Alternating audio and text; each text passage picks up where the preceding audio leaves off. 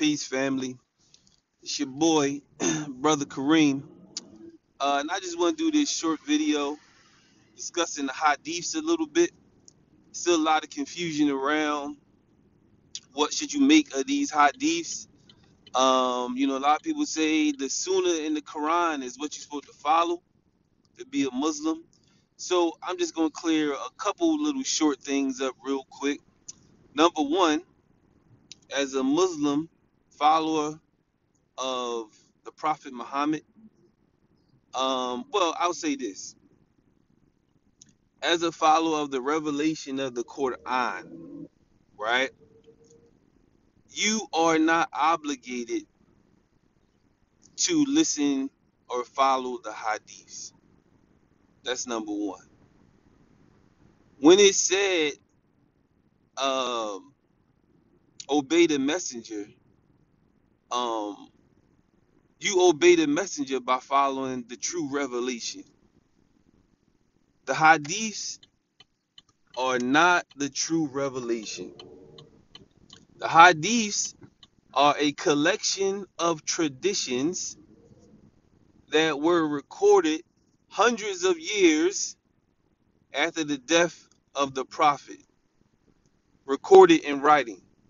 It is said that different people held these sayings, traditions, memories about things that the prophet did and said in their head, transferred it down to people, to people, to people, to people. Now we know that when you start writing something down six, 700,000 years uh after the actual events took place, it's going to be a whole lot of fairy tale in those stories. Furthermore, the Quran, that revelation, was vouchsafed to be held safe. The Hadith do not have that same scriptural validation on it. All right, boom. So at best, the Hadiths is good for getting the names and some of the different events that happened during those times. Um, like I said, some of the you start to learn about, people that existed during this time, people who did this, people who did that, all that kind of stuff. And then some people, it's the tradition of how you authenticate certain hadiths. That's good, but it's still flaws in that system. Because number one, people not only can fabricate the content of a hadith, and there has been many people who have done that, they also can fabricate the isnad, or the line of transmission. So a person can a person can falsify the isnad, and they also can falsify the content of the hadith. Both can happen. So it is really no real way to that you can somebody can say this is 100% authentic. They telling you that they lying. But what we do is ones that don't necessarily directly contradict the Quran, you can take that into consideration, right?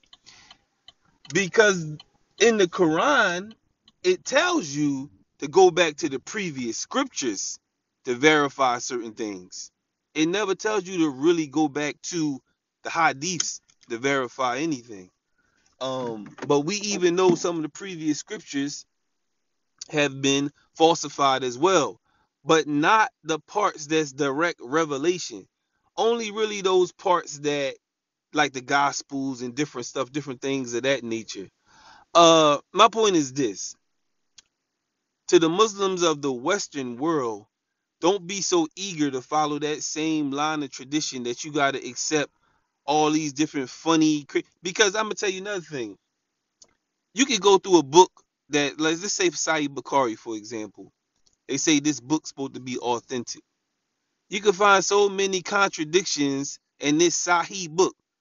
So the whole book's supposed to be sound, meaning it's verified. It come from good narrators and all this kind of stuff, but you still can find contradictions throughout the whole book, and you can find these hadiths contradicting the Quran. So You know what I'm saying? Like I said, I'm not gonna go too far into that, but people who got common sense can see and understand clearly. Um, so that's just a little piece about those hadiths. All right, holla. Happy Ramadan.